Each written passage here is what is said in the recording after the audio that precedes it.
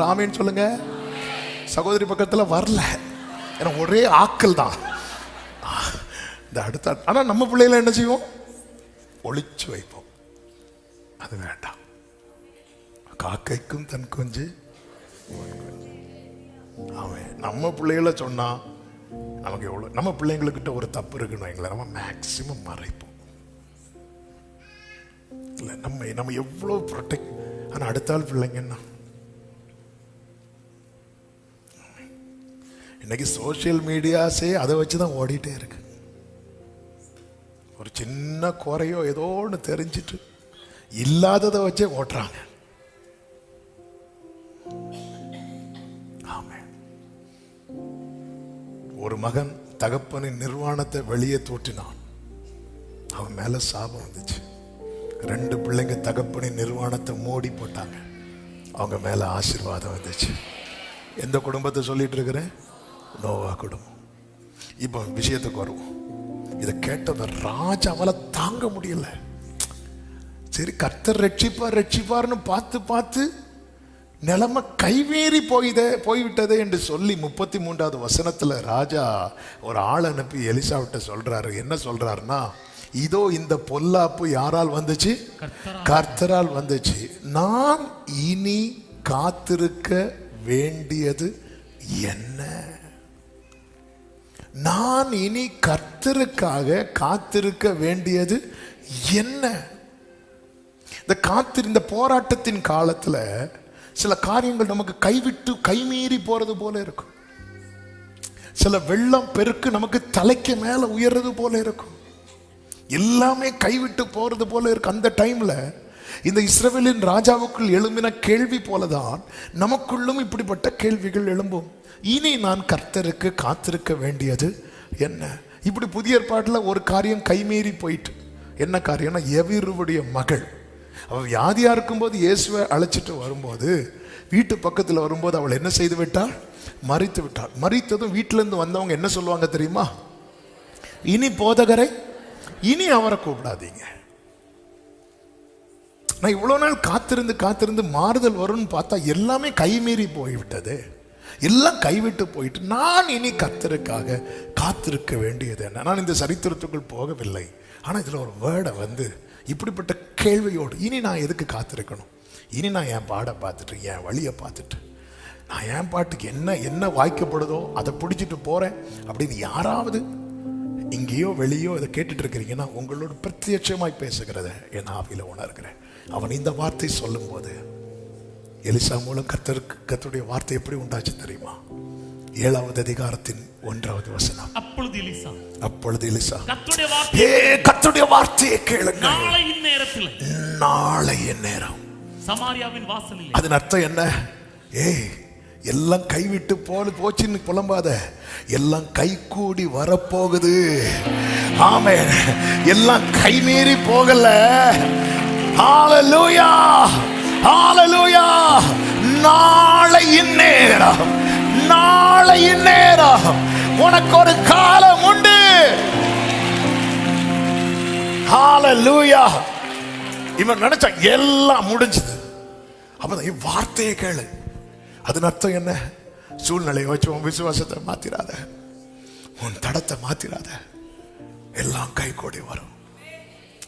ஆண்டவருக்கு செய்யறதுக்கு டைம் எடுக்காதுங்க. ஆண்டவருக்கு செய்யறதுக்கு டைம் எடுக்காது.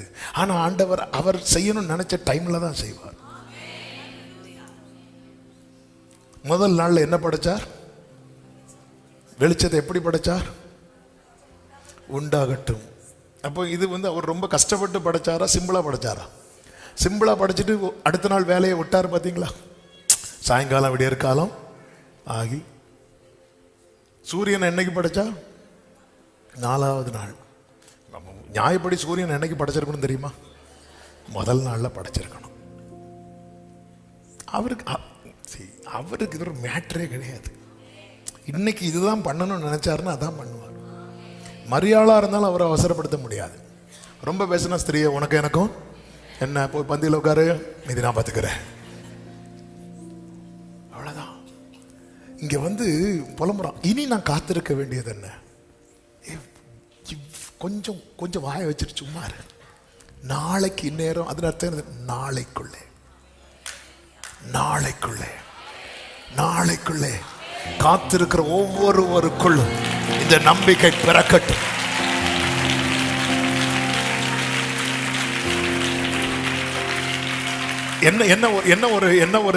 என்ன ஒரு வேதனையான காரியம்னா, இன்னொருத்தங்களும் இப்படி ஒரு வேர்டு சொல்லுவாங்க, நாளைக்கு இந்த நேரத்துக்குள்ள அப்படின்னு. யார் சொல்லுவா? ஆனா இயேசுவேல் சொல்றத நம்புறோம். அது இயேசுவேல் சொன்னது கேட்டதும் எலியா என்ன பண்ணார் தெரியுமா? சூரிய செடி கீழே போய் எப்படி சொல்லிட்டாளே. இங்க எலிசா சொல்ற நாளைக்கு இந்நேரத்துக்குள்ளே, ஆமே, 1 மரக்கால் கோதுமை 1 சேக்கலுக்கும் 2 மரக்கால் வார்கோதுமை 2 சேக்கலுக்கும், அதாவது ரொம்ப சீப்பா உனக்கு கிடைக்கும். உடனே ராஜாவுக்கு கையிலாக கொடுக்குறேன் அப்படின்னா ராஜாவுடைய ரைட் ஹேண்ட். அவன் சொல்றான், ஆண்டவர் வானத்து கதவுகளை எவர், உனக்கு விசுவாசம் இல்லைன்னாலும் வாயை மூடிட்டு பேசாம இரு, தேவையில்லாம எதுவும் பேசி. ஆமே, இதான் என்னை குறித்து எப்படி பேசல, நிதானமா பேசல. அது எப்படி நடக்கும்? இப்படி கேட்டால், அது இப்படிலாம் கேட்டிருக்காங்க. ஆபிரகாம் கேட்கலையா? அல்லது மரியாள் கேட்கலையா? ஆனா இவரு ராஜாவுக்கு ரைட் ஹேண்டில் 2வது வசனத்துல, அப்பொழுது ராஜாவுக்கு கையிலாக கொடுக்கிற பிரதானி ஒருவன் தேவனுடைய மனுஷனுக்கு பிரதியுத்தரமாக, இதோ கர்த்தர் வானத்தின் மதகுகளை உண்டாக்கினாலும் இப்படி நடக்குமோ. பேசினது யார்கிட்ட தெரியுமா? ரொம்ப சூடு பார்ட்டிட்ட, பிள்ளைங்கன்னு கூட பார்க்க மாட்டாரு, கரடியை கொண்டு வந்துருவார். அவரே அவர்கிட்ட சொல்றார், மகனே நீ காண்பாய், ஆனால் நீ என்ன செய்ய மாட்ட, சாப்பிட மாட்டாய். ஆண்டவர் இப்படி சொல்லல. ஆமென், ஹல்லேலூயா. நல்ல வேளை நம்ம பெயரை ஆண்டவரே புத்தகத்தில் எழுதுறார். பாஸ்டர்ஸ் கையில கொடுத்துருந்தா வெட்டு கொத்து, நீ சர்ச்சில் தூங்கவா செய்ய, ஒரே வெட்டு போ. ஆமென். அதனால கர்த்தரே பேர் எழுதுறார். ஆமென். எலிசா ரொம்ப சூடு பார்ட்டி, எலியா மாதிரி கிடையாது. அவரை ஏதாவது தொட்டா இப்படிதான் நாகமான அனுப்பி விட்டார். அவ்வளோ நாள் கூட இருந்தவன் போய் லைட்டாக வாங்கிட்டு வந்தான். எங்கே போயிட்டு வர? அதனால் உன் பக்கத்தில் தானே இருந்தேன், உனக்கு அவன் விட்டு போன குஷ்டம் பிடிப்பதாக.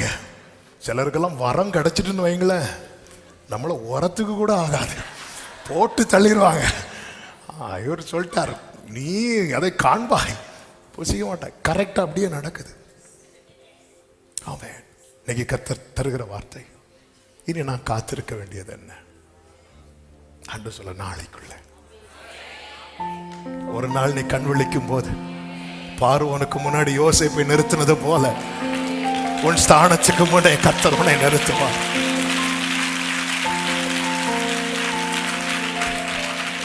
சகித்துக்கொள், காலம் வரும்.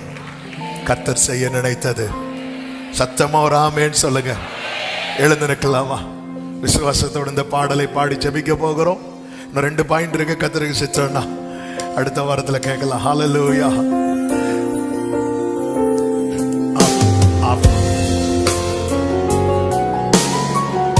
நம்பிக்கையோடு எனக்கு ஒரு காலம் உண்டு, அதுவரை காத்திருப்பேன்.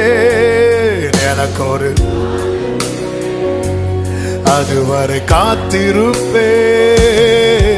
என் நேசர் என்னை உயர்த்திடுவார். நல்ல மேய்ச்சலை நான் காண செய்வார். என் நேசர் என்னை நல்ல மேய்ச்சலை நான்.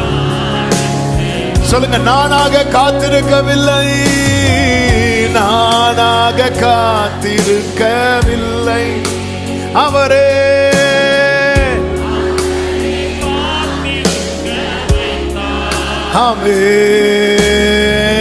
நானாக காத்திருக்க, அவரே காத்திருக்க வைத்தார்.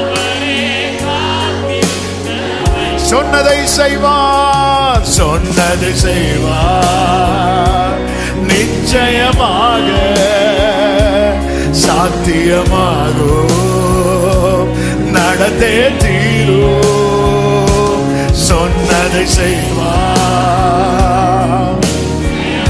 சாத்தியமாகும், நடந்தே தீரும்.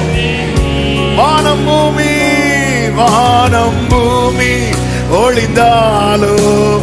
இப்ப 2 கைகளை உயர்த்தி சொல்லும், எனக்கு ஒரு காலம் உண்டு, எனக்கு ஒரு காலம் உண்டு. என் நேசர் என்னை உயர்த்துவார், என் நேசர் என்னை நல்ல மேய்ச்சலை காண செய்வார். என் நேசர் என்னை உயர்த்துவார். ஹல்லேலூயா. நல்ல கரங்களை தட்டி ஆண்டவருக்கு மகிமை. நல்ல கரங்களை தட்டி ஹல்லேலூயா, ஹல்லேலூயா. உன் கண்கள் அதை காணும், உன் கைகள் அதை ஏந்தும். கர்த்தர் இந்த நாளிலே தந்த நல்ல வார்த்தைகளுக்காக நல்ல கரங்களை தட்டி ஆமென், ஆமென், ஆமென். ஹல்லேலூயா.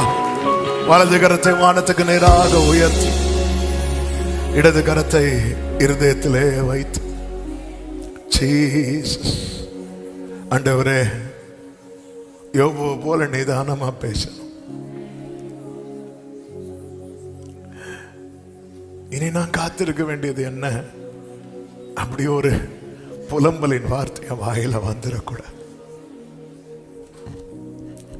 என் ஆத்துமா உம்மை நோக்கி அமர்ந்திருக்கிறது, நான் நம்புகிறது அவராலே. எல்லாரும் சொல்லுங்க, நான் நம்புகிறது அவராலே வரும். நான் நம்புகிறது அவராலே வரும். சத்தமா ஆமென். பரிசுத்த பிதா